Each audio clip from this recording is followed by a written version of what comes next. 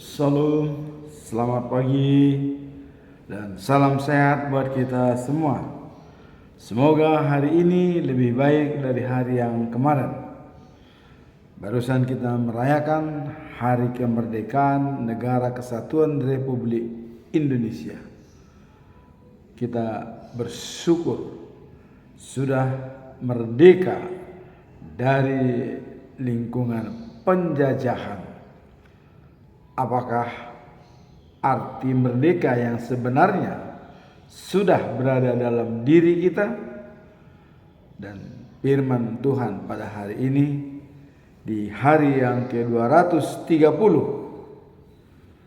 tanggal 18 Agustus tahun 2025, dengan perikop adalah Yesus di batin kita. Itulah perikop pada hari ini. Sebagai nats adalah sebagai berikut. Sehingga oleh imanmu Kristus diam di dalam hatimu, dan kamu berakar serta berdasar di dalam kasih. Itulah firman Tuhan pada hari ini. Kemudian kita masuk dalam perikop bulan ini, bulan Agustus tahun 2025. Selalu kita menyampaikan, yaitu sebagai pedoman kita di dalam bulan Agustus adalah hidup baru, adalah hidup yang merdeka dari perbudakan dosa dan takut akan Tuhan. Bagaimana dengan perbudakan dosa? Apa definisi daripada perbudakan dosa?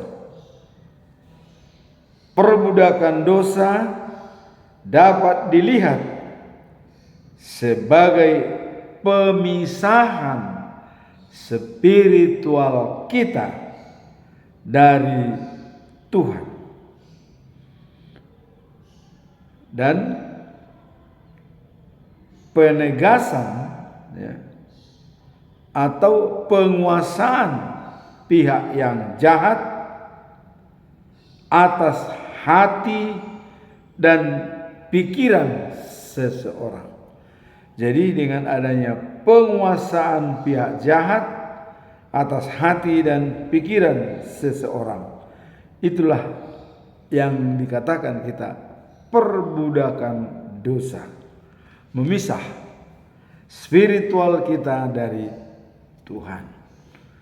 Kalau kita lihat dari Roma pasal 6 ayat 16 dikatakan, apakah kamu tidak tahu bahwa jika kamu mengenalkan dirimu kepada seseorang sebagai hamba untuk taat,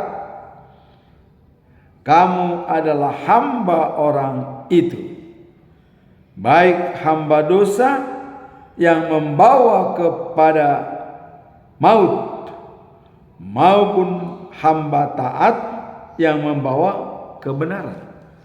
Jadi ada dua pilihan, apakah kita diperbudak oleh dosa, dan dalam istilah keren itu mempertuhankan dosa atau seseorang sehingga kita di bawah kendali dia, atau sebaliknya kita mempertuhankan dan taat kepada Allah sehingga dia mengendalikan pikiran kita.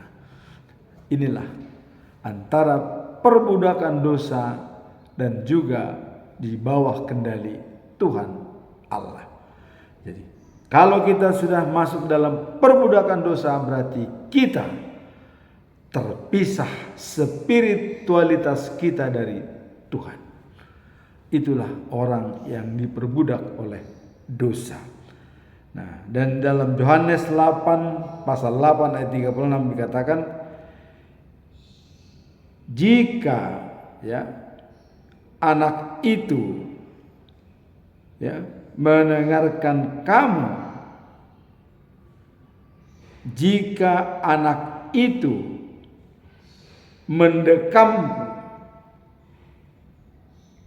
kamu pun besar dan merdeka. Ini menunjukkan bahwa kelahiran melalui iman kepada Kristus, kita memperoleh kebebasan sejati dari dosa. Jadi dengan iman kita kepada Kristus, kita memperoleh kebebasan sejati atau merdeka yang sebenarnya yang kita alami. Nah, kemudian tadi dikatakan hidup merdeka dari perbudakan dosa dan takut akan Allah. Jadi jangan sampai spiritualitas kita berpisah dengan Tuhan. Itulah menghindari kita dari perbudakan dosa. Kemudian sekarang takut akan Tuhan. Apa maksud daripada takut akan Tuhan? Dalam Amsal pasal 1 ayat 7 dikatakan, takut akan Tuhan adalah permulaan pengetahuan. Tetapi orang bodoh menghina hikmat dan didikan. Jadi kalau orang bijak itu pasti takut akan Tuhan, karena itulah permulaan pengetahuan. Jadi kalau kita takut sama Tuhan, berarti kita akan mendapatkan pengetahuan yang baik. Kita akan menggalinya. Karena kalau takut akan Tuhan, berarti kita menjalankan karakter Allah. Itu yang utama dalam perikop ini. Nah, kemudian dalam Amsal 16 ayat 6 dikatakan, dengan kasih dan setia orang beroleh pengampunan, tetapi dengan takut akan Tuhan orang menjauhi kejahatan. Jadi kenapa dikatakan permulaan hikmat?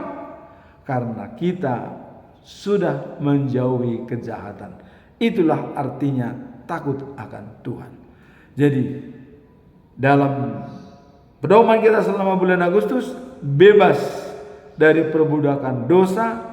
Jangan sampai spiritual kita berpisah dengan Tuhan. Nah, kemudian takut akan Tuhan akan membuat kita stop dari kejahatan. Nah, itulah pedoman kita selama bulan Agustus. Sekarang kita masuk ke dalam perikop hari ini. Yesus di batin kita. Yesus berdiam dalam diri kita. Apa latar belakang perikop ini? Paulus mengatakan Yesus berdiam di dalam diri kita. Latar belakangnya adalah supaya oleh iman Kristen dan Kristus diam dalam hatimu. Karena iman Kristen itu, Kristus diam di dalam hatimu dan berakar dan berdiri dalam kasih. Jadi berakar dalam diri kita yang berdiri di dalam kasih.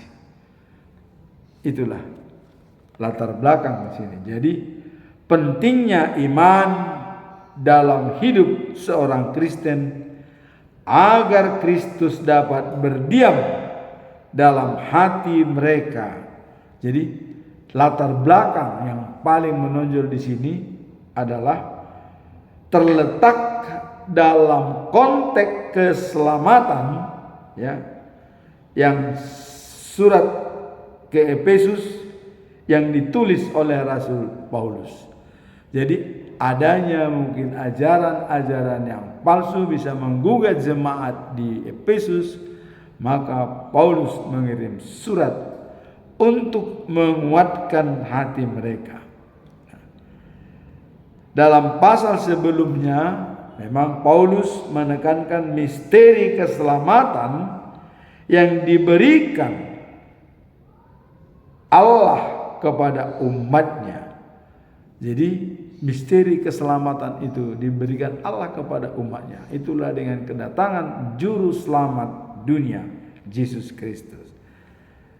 Nah, dalam pasal 3 ia berdoa agar orang-orang percaya memahami keselamatan kasih Allah. Jadi Paulus berdoa agar umat Allah yang di Efesus benar-benar mengerti apa itu keselamatan dan kasih dari Allah. Menurut para teolog, ya, tindakan Kristus diam dalam hati orang percaya adalah menciptakan adanya transformasi spiritual yang meletakkan dasar bagi karakter dan perilaku mereka. Jadi dengan berdiam Yesus dalam batin kita, dalam hati kita, ini adalah meletakkan pondasi yang kuat dan karakter kita untuk berperilaku kepada sesama. Jadi benar-benar adalah menciptakan karakter Allah apabila Yesus diam di dalam diri kita. Nah, sehingga ini bisa mendorong semua umat berakar dalam kasih. Jadi kalau sudah berakar dalam kasih berarti menjalankan karakter Allah dan ya, mencerminkan adanya hubungan yang intim dan penuh cinta dengan Tuhan serta manusia lainnya. Jadi itulah gunanya transformasi spiritual yang meletakkan dasar bagi karakter dan perilaku mereka. Dasar dan perilaku mereka ini mendorong mereka untuk berakar dalam kasih. Berarti kasih itu sudah merupakan minded bagi seseorang apabila dia sudah menjalin hubungan yang intim dengan penuh cinta dengan Tuhan serta satu sama lain. Jadi kalau kita masih ingat bahwa hukum yang utama kata Yesus dalam Markus pasal 12 ayat 30 dikatakan hukum yang pertama, cintailah Tuhan Allahmu dari segenap hatimu, dari segenap jiwamu, dari segenap akal budimu, dan dari segenap kekuatanmu. Kemudian yang kedua, cintailah sesamamu seperti dirimu sendiri. Nah, sekarang apabila kita sudah bahwa kasih itu berakar dalam diri kita, Yesus berada dalam diri kita, ini menciptakan hubungan yang penuh dengan cinta kasih dengan Tuhan serta manusia. Jadi apabila kasih itu sudah berakar dalam diri kita, maka outputnya hubungan kita dengan Tuhan adalah sangat baik, dan juga hubungan dengan manusia juga sangat baik. Itulah artinya Yesus berdiam dalam diri kita. Itulah latar belakang daripada perikop ini. Adanya pengajaran-pengajaran palsu yang sesat di jemaat Efesus, sehingga Paulus berdoa untuk umat yang ada di Efesus agar Yesus itu bisa diam dalam batin mereka, sehingga bisa menimbulkan kasih, dan kasih itu kepada Tuhan, dan kasih itu juga kepada sesama manusia. Sekarang kita masuk dalam poin kedua. Apa tujuan utama daripada perikop ini?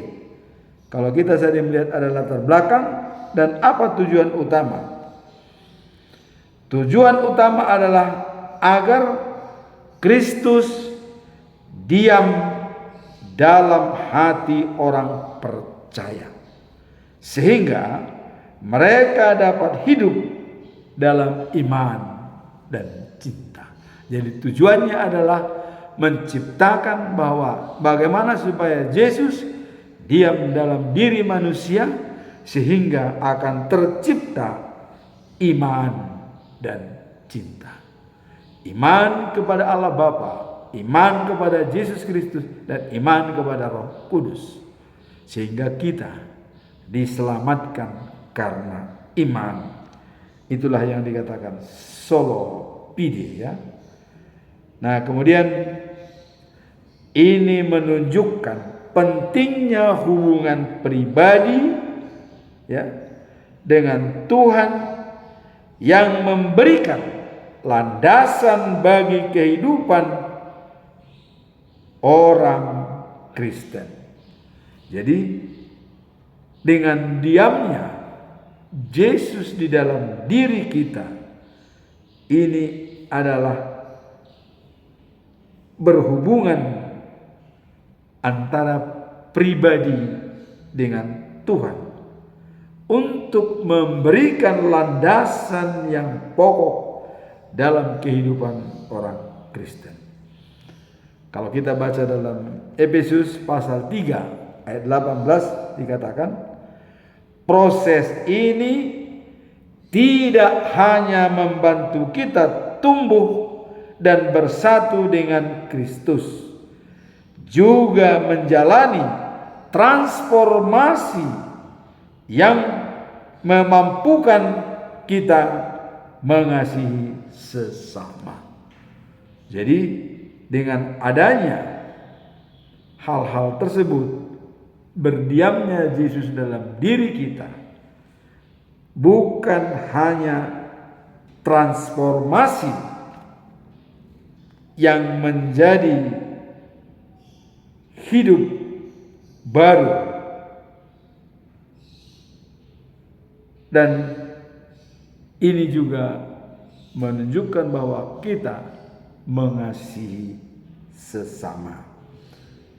Jadi dengan proses ini tidak hanya membantu kita tumbuh dan bersatu dengan Kristus, bukan hanya bersatu dengan adanya Dia, tapi ada transformasi menjalin hubungan yang baik dengan sesama. Jadi jelas hubungan dengan Tuhan baik, hubungan dengan sesama juga baik apabila Yesus sudah berdiam dalam diri kita. Kemudian ada pernyataan pakar bahwa iman yang diimbangi dengan pengenalan akan kasih Kristus terbentuk karakter sesuai kehendaknya. Sekali lagi saya katakan bahwa iman yang diimbangi dengan pengenalan akan kasih Kristus membentuk karakter kita sesuai dengan kehendak Kristus. Dan ini kalau kita membaca dalam Roma pasal 12 ayat 2 mengatakan, jangan serupa dengan dunia. Berubahlah dengan pembaharuan budimu. Sehingga, jadi dengan adanya berubah dengan pembaharuan budi, dengan tidak sejalan dengan dunia, tidak serupa dengan dunia, dengan berubah pembaharuan budi, kita dapat membedakan mana yang benar sesuai kehendak Allah. Jadi dengan adanya tugas kita yang tidak serupa dengan dunia dan berubah dengan pembaharuan budi, sehingga kita akan tahu mana kehendak Allah dan apa yang diinginkan oleh Allah adalah manusia sempurna. Bagaimana kesempurnaan itu bisa berada dalam diri kita? Apabila kita tidak serupa dengan dunia dan berubah dengan pembaharuan budi kita, kita bisa menyenangkan hati Allah. Itulah manusia sempurna. Orang yang menyenangkan hati Allah, dia menjadi manusia sempurna. Sekarang kita masuk ke dalam poin yang ketiga. Apa pesan moral dari perikop ini? Tadi di awal Yesus berdiam dalam diri kita untuk menciptakan karakter kita. Dan setelah Yesus berdiam dalam diri kita, maka kita sudah menjadi manusia sempurna, menyenangkan hati Allah. Sekarang apa pesan moral daripada perikop ini? Pesan moralnya adalah pentingnya Kristus tinggal dan bersama di dalam hati setiap orang percaya melalui iman. Jadi pesan moralnya adalah pentingnya Kristus tinggal dan bersama di dalam hati setiap orang percaya melalui iman. Karena iman yang menentukan segalanya. Apakah kita mau masuk surga atau tidak, tergantung kepada iman kita, tergantung kepada kekuatan dan keteguhan iman kita.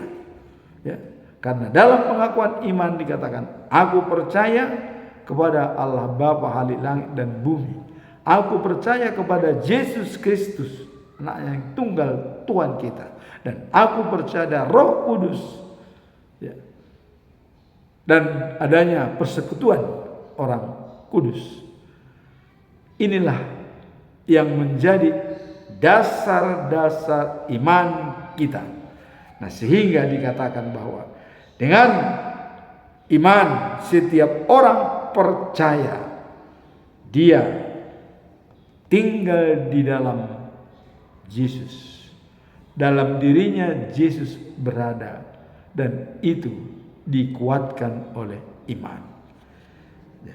Sebagai pesan moral yang paling penting di sini adalah iman yang kuat menjadi kunci dalam membangun hubungan yang intim dengan Tuhan, sehingga kasih-Nya dapat dirasakan dan dinyatakan dalam kehidupan sehari-hari.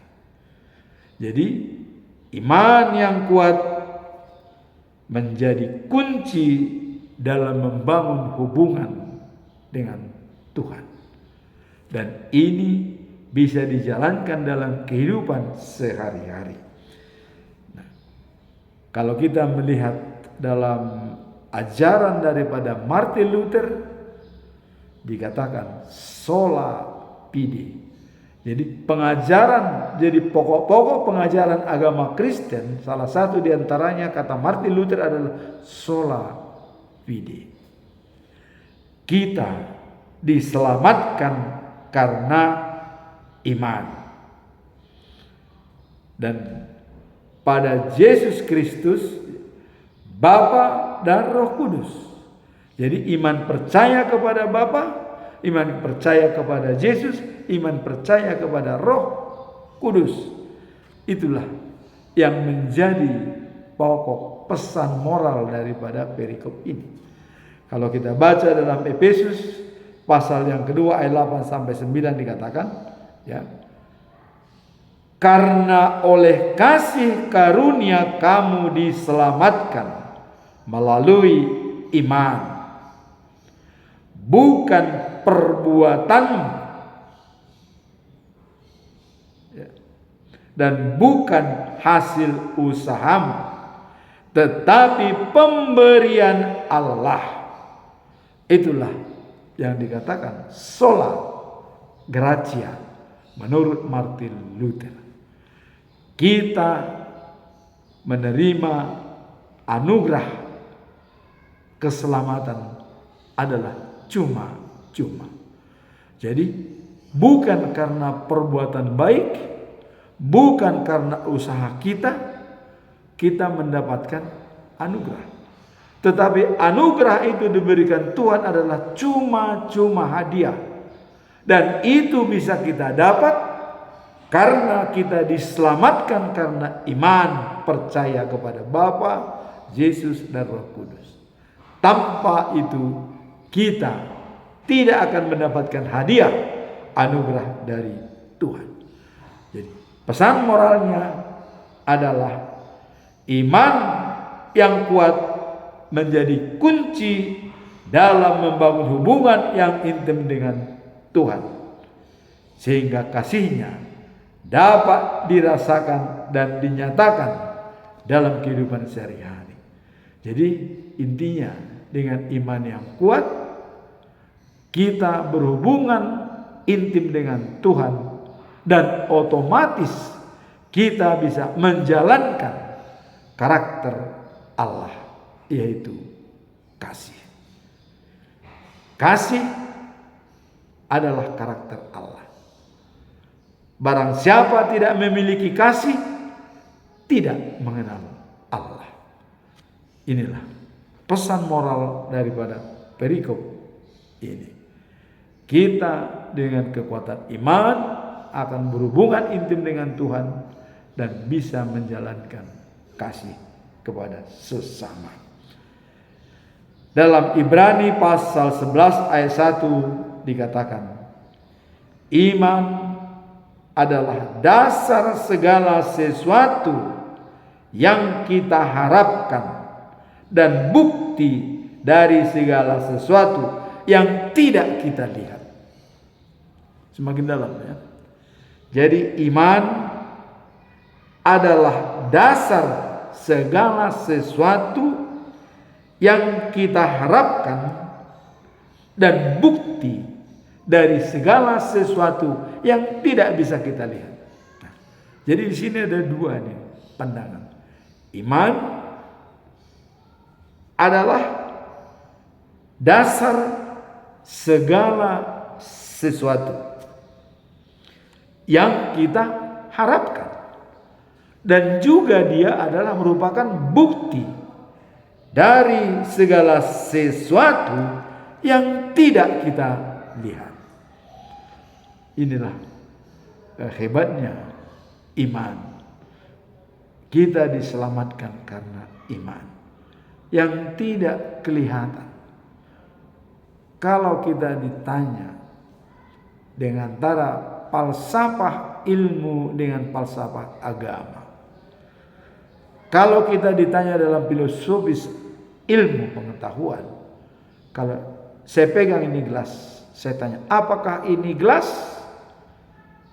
Kita tidak percaya kalau itu gelas, tapi buktikan bahwa itu gelas.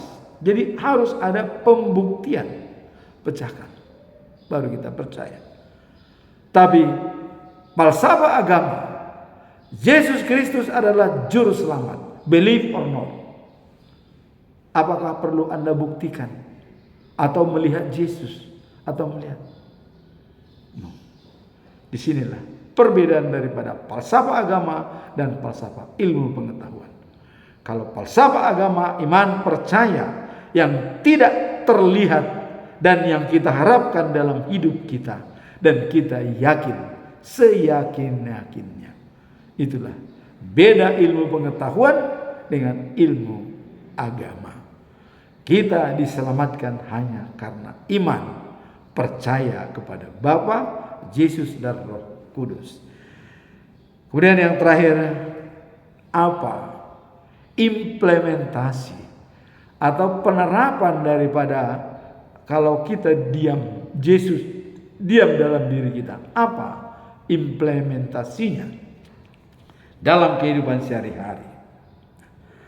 Paulus mengajarkan kita untuk membayangkan hidup kita ditransformasi oleh kasih dan kuasanya, supaya kita dapat memahami betapa besarnya kasih Tuhan yang melampaui segala pengetahuan.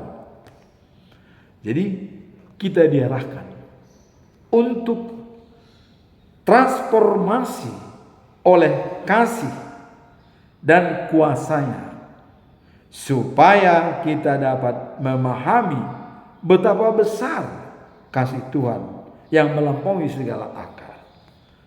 Jadi kasih Allah itu melampaui segala akal adalah di mana kasih itu pun bisa menutupi dosa.